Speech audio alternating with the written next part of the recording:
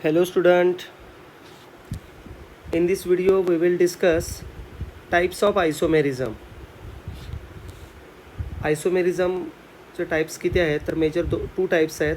First is a constitutional और structural isomerism and next one is a stereo आइसोमेरिझम.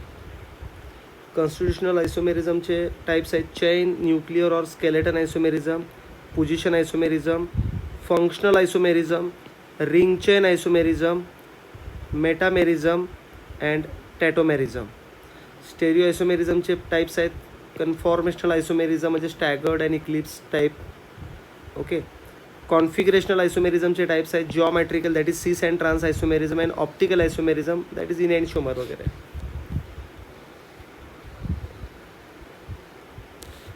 या व्हिडिओमध्ये आपण आइसोमेरिझमचे टाइप्स डिटेलमध्ये पाहणार आहोत. फर्स्ट पार्ट आपण कॉन्स्टिट्यूशनल दॅट इज स्ट्रक्चरल आइसोमेरिझमचा पार्ट डिस्कस करणार आहोत. स्ट्रक्चरल आइसोमेरिझमचा पार्ट अँड त्यातले स्टेप बाय स्टेप सगळे कंटेंट पाहणार आहोत. आणि नंतर आपण स्टेरिओ आइसोमेरिझम हा जो पार्ट आहे हा इन डिटेल बघणार आहोत. आता आपण स्टार्ट करूया. कॉन्स्टिट्यूशनल किंवा स्ट्रक्चरल आइसोमेरिझम म्हणजे नेमकं काय, नंतर त्याचे प्रत्येक एक टाईप डिस्कस करायला घेऊया. ओके. कॉन्स्टिट्यूशनल और स्ट्रक्चरल आइसोमेरिझम म्हणजे काय तर कॉन्स्टिट्यूशनल आइसोमेरिझम म्हणजे स्ट्रक्चरल आइसोमेरिझम. त्याची डेफिनेशन आहे isomers which differs in connectivity of atom called constitutional isomer. हा शब्द खूप महत्त्वाचा आहे, कनेक्टिव्हिटी ऑफ ॲटम. आणि मी हे एक्झाम्पल घेऊनच तुम्हाला एक्सप्लेन करतो व्यवस्थित. आता डेफिनेशन दिले स्ट्रक्चरल आइसोमेरिझमची. जे आइसोमर्स डिफर आहेत म्हणजे नेमका डिफरन्स कुठे आहे तर connectivity of atom. Connectivity of atom म्हणजे जो ॲटम असेल त्याच्या दोन्ही साईडला इलेमेंट्स वेगवेगळे असतील. एक्झाम्पल आता देतोय मी. Connectivity of oxygen. या एक्झाम्पलमध्ये ऑक्सिजनची कनेक्टिव्हिटी बघायची. मोलेक्युलर फॉर्म्युला आहे C2H6O. त्याचं अल्कोहोलसुद्धा बनतं आहे आणि इथरसुद्धा बनलेलं आहे बघा. ॲक्च्युली हे फंक्शनल आइसोमर आहेत. आपण फंक्शनल आइसोमेरिझममध्ये रिपीट करणार आहोत एक्झाम्पल. पण आता आपण स्टार्ट करूया स्ट्रक्चरल आइसोमेरिझम म्हणजेच काय कनेक्टिव्हिटी ऑफ म्हणजे डिफरंट कनेक्टिव्हिटी. आता आपण ऑक्सिजनचं कम्पेअर करूया. हा जो फॉर्म्युला आहे C2H6O याचासुद्धा तोच फॉर्म्युला आहे. याच्यात कार्बन 2 आहेत, हायड्रोजन 6 आणि ऑक्सिजन 1 आहे. आणि यामध्ये सुद्धा 2 कार्बन 6 हायड्रोजन 1 ऑक्सिजन. पण हे आहे अल्कोहोल. फर्स्ट आहे अल्कोहोल पण सेकंड कोण आहे इथर. मोलेक्युलर फॉर्म्युला सेम आहे दोघांचा मोलेक्युलर फॉर्म्युला सेम आहे पण फंक्शनल ग्रुप डिफरंट आहे. म्हणजे फंक्शनल आइसोमर्सच आहेत पण आपण याला म्हणूया स्ट्रक्चरल आइसोमर. स्ट्रक्चर त्यांचं चेंज होते कनेक्टिव्हिटीमुळं. मग इथं डिफरन्स कुठं आहे नेमका तर इथं ऑक्सिजन कम्पेअर करा. ऑक्सिजनच्या दोन्ही साईडला कुठले ग्रुप आहेत बघा. ऑक्सिजन इथं दोन्ही साईडला एका साईडला कार्बनला एका साईडला हायड्रोजनला कनेक्ट झाला आणि इथं ऑक्सिजन एका साईडला कार्बनला दुसऱ्या साईडला सुद्धा कार्बनलाच कनेक्ट झालेला आहे. ओके. पण आपण हे कंपाऊंड असं लिहिलं तरी चालेल oxygen CH3 and CH3. Linking of oxygen with to different elements. In first example, oxygen is connected with hydrogen and carbon. In next example, oxygen is connected with carbon and carbon. Okay, so it is called structural isomerism. म्हणजेच isomers which differs in connectivity of atom called constitutional isomer or structural isomer.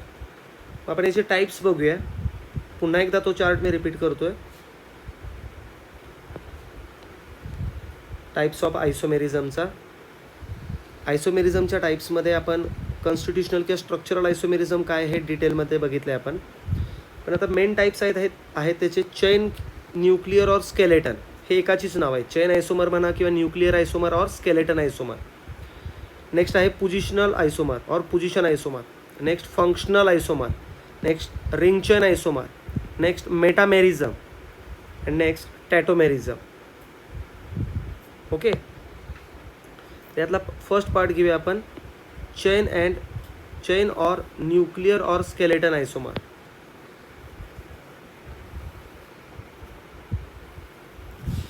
Types of constitutional isomerism किंवा structural आइसोमेरिझमचे type. First आहे chain, nuclear और skeleton isomer. Definition काय आहे chain, nuclear किंवा skeleton आइसोमरची. Isomer which differ in arrangement of carbon item forming base chain म्हणजे parent chain. यामध्ये इम्पॉर्टंट नोट आहे, चेन आयसोमेरिझम दाखवण्यासाठी to show chain isomerism minimum 4 or more than 4 carbons required. हा खूप महत्त्वाचा कंटेंट आहे. This is very important content की isomerism दाखवण्यासाठी 4 किंवा more than 4 carbons are required. Example घेऊन बघूया. त्याची डेफिनेशन अशी सांगते की isomers which differs in arrangement of carbon atom. कार्बनची अरेंजमेंट जर बदलली तर त्या दोन्ही गोष्टीला काय म्हणायचं की 2पेक्षा जास्त एक्झाम्पलला त्या चेन आयसोमर म्हणतात. फॉर एक्झाम्पल C4H10 फॉर्म्युला आहे. C4H10 म्हणजेच हा फॉर्म्युला आहे CnH2n+2च्या कम्पॅरेटिव्हली सिमिलर. कार्बनचा जो नंबर आहे त्याची दुप्पट करून 2 मिळवले की जो नंबर तयार होतो तो जर हायड्रोजनचा असेल then it is alkane. So it is alkane. कार्बनचा नंबर 4 आहे, त्याची दुप्पट 8 अधिक 2 10, बरोबर. म्हणजे C4H10 इट इज अल्केन. मग अल्केनचे किती 4 कार्बनचे किती डिफरंट अल्केन तयार होऊ शकतात. तर एकतर स्ट्रेट चेनमध्ये काढलं then it is called n butane. ब्रँचिंगमध्ये ड्रॉ केलं then it is called isobutane. Okay, 4 carbon in a straight chain n butane. 3 carbon straight चेनमध्ये असतील आणि second carbon contains only 1 CH3 either from LHS और RHS. LHS पासून second किंवा RHS पासून सेकंड कार्बनला जर CH3 असेल तर त्याला आपण काय म्हणतो, आयसो म्हणतो. म्हणजे या दोन्ही एक्झाम्पलमध्ये एन ब्युटेनमध्ये आणि आयसोब्युटेनमध्ये कार्बन हायड्रोजनचा जर नंबर आपण काउंट केला तर नंबर येतो C4H10. म्हणजेच first example and second example एकमेकांचे कुठले आयसोमर्स आहेत, चेन आयसोमर्स आहेत. चेन आयसोमर्स. कारण फर्स्ट एक्झाम्पलमध्ये स्ट्रेट चेनमध्ये 4 कार्बन आहेत, सेकंड एक्झाम्पलमध्ये 3 कार्बन स्ट्रेट चेनमध्ये आहेत, चौथा कार्बन ब्रँचिंगमध्ये आहे. म्हणजे दोन्ही एक्झाम्पलमध्ये नंबर ऑफ इलेमेंट्स सेम पाहिजेत, पण एक स्ट्रेट चेन पाहिजे आणि दुसरं कंपाऊंड ब्रँचिंगमध्ये असेल तर त्या 2 गोष्टी एकमेकांच्या काय असतील, चेन आयसोमर्स असतील. फक्त मोलेक्युलर फॉर्म्युला सेम राहिला पाहिजे. यात जेवढे इलेमेंट्स आहेत तेवढेच दुसऱ्या कंपाऊंडमध्ये किंवा अजून दुसरं कुठलं कंपाऊंड असेल तर.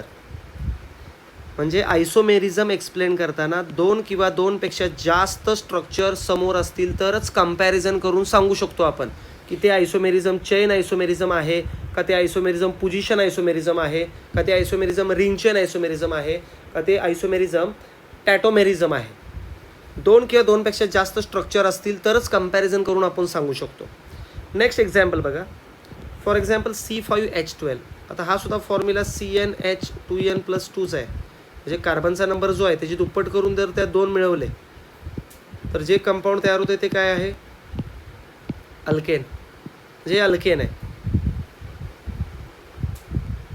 म्हणजेच 5 कार्बनचे किती अल्केन तयार होतात, तर एक तर स्ट्रेट चेनमध्ये 5 कार्बन काढले तर आपण त्याला एन पेंटेन म्हणूयात.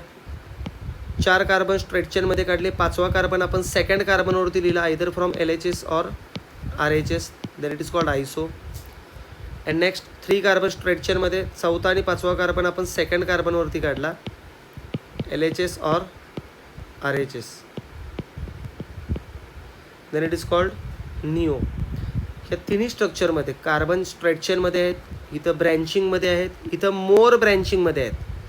या तिन्ही स्ट्रक्चरमध्ये कार्बन आणि हायड्रोजनची संख्या सेमच येते. किती येते, C5H12. म्हणून हे तिघं जे आहेत हे तिन्ही स्ट्रक्चर एकमेकांचे कोणते आयसोमर्स आहेत, these are chain isomers of each other. Okay. Next example. अल्केनच्या बाबतीतच होतं असं काय नाही, इतर एक्झाम्पलही आपण घेऊ शकतो. For example C4H10O. ओके, हा मोलेक्युलर फॉर्म्युला आहे. म्हणजे 4 कार्बन 10 हायड्रोजन आणि ऑक्सिजन असेल तर हा फॉर्म्युला आहे CnH2n+2O. कार्बनचा जो नंबर आहे त्याची दुप्पट करून 2 मिळवले. ओके, हायड्रोजनचा नंबर तयार होतोय आणि ऑक्सिजन पुढे आहे. हा कंटेंट आहे कुठलाचा, मोलेक्युलर फॉर्म्युला अल्कोहोल. अल्कोहोलचा फॉर्म्युला आहे तो CN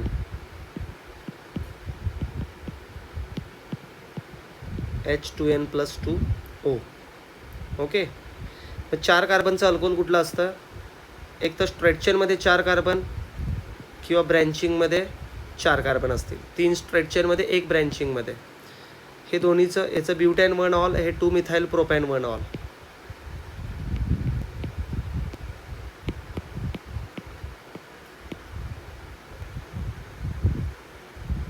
ओके, ब्युटॅन 1 ऑल आणि 2 methyl propane 1 all.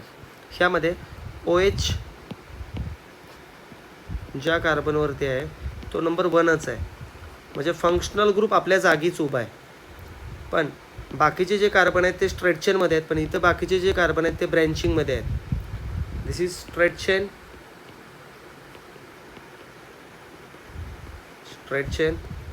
And this is branching.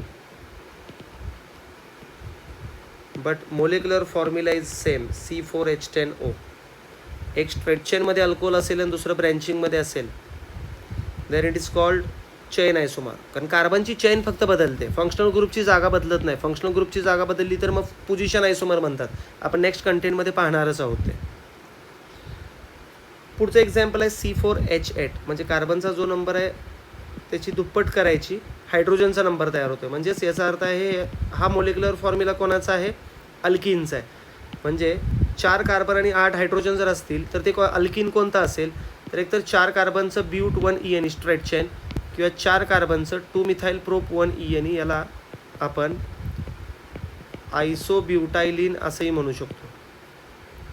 Okay, हे एक्झाम्पल आणि हे एक्झाम्पल. अल्किन आहे, फर्स्ट आहे स्ट्रेट चेनमध्ये, this is straight chain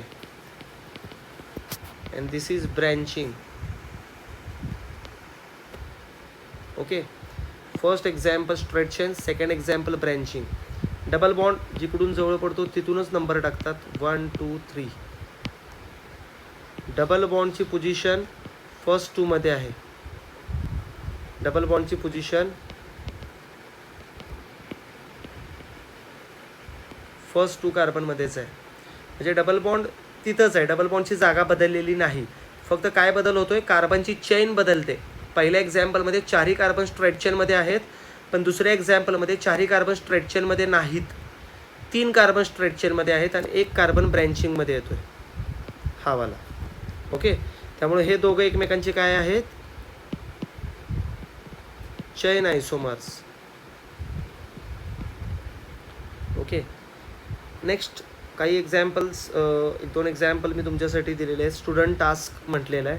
he example important आहेत CET point of view as well as JEE and NEET point of view. C5H8ची structure, cyclic structure सोडून open chain आणि ब्रँचिंगची स्ट्रक्चर किती तयार होऊ शकतात? तर मी ऑलरेडी इथे हिंट दिलेली आहे की 2 आन्सर तयार करायचे तिथं. ओके, 2 आयसोमर तयार होत आहे त्याचे. C5H8. ओके, मग त्याची कोणकोणती स्ट्रक्चर 2 तयार होत आहेत बघा. ओके, हा स्टुडंट टास्क आहे, मी तुमच्या प्रॅक्टिससाठी हा कंटेंट दिला आहे, सॉल्व करा. ओके, नेक्स्ट आहे C5H13N. या कंपाऊंडचे आयसोमर्स 3 तयार होत आहेत. हे कंपाऊंड आहे अमाइन. पहिलं प्रायमरी अमाइन, दुसरं सेकंडरी अमाइन, तिसरं टर्शरी अमाइन तयार होईल. मग ही स्ट्रक्चर कोणती आहेत ही सर्च करा. हा प्रॅक्टिसला मी तुम्हाला पार्ट ठेवतोय. ओके, नेक्स्ट व्हिडिओमध्ये आपण पोझिशन आयसोमरच्या बाबतीत डिस्कशन करणार आहोत. ओके, या व्हिडिओमध्ये फक्त आपण डिस्कस केलं constitutional isomerism. Okay, constitutional isomerism, आणि त्यातला फक्त फर्स्ट टाईप आपण घेतला. आयसोमेरिझमची डेफिनेशन आपण याच्या अगोदरच्या व्हिडिओमध्ये डिस्कस केलेली आहे. आत्ताच्या व्हिडिओमध्ये आपण कॉन्स्टिट्युशनल आयसोमेरिझम म्हणजे स्ट्रक्चरल आयसोमेरिझमचा पार्ट पाहिला विथ डेफिनेशन आणि एक्झाम्पल. फक्त आता फर्स्टच पार्ट फक्त डिस्कस केला. चेन आयसोमेरिझम म्हणजे काय, एक्झाम्पलवरून तुम्हाला ठरवता आलं पाहिजे. त्याची डेफिनेशन पार्ट नसेल तरी चालेल. एक्झाम्पल समोर आली 2 किंवा 2पेक्षा जास्त एक्झाम्पल, तर त्यात कंपॅरिझन करून तुम्हाला ठरवायचं आहे की या 2 एक्झाम्पलमध्ये किंवा या 4 एक्झाम्पलमध्ये किंवा या 3 एक्झाम्पलमध्ये कोणत्या टाईपचा आयसोमेरिझम प्रेझेंट आहे. ओके, ठीक आहे. हा पार्ट पहिला क्लिअर झाला. हा सेकंड पार्ट आहे, तो आपण नेक्स्ट व्हिडिओमध्ये डिटेलमध्ये डिस्कस करूया. ओके, ठीक आहे, चलो बाय, थँक्यू.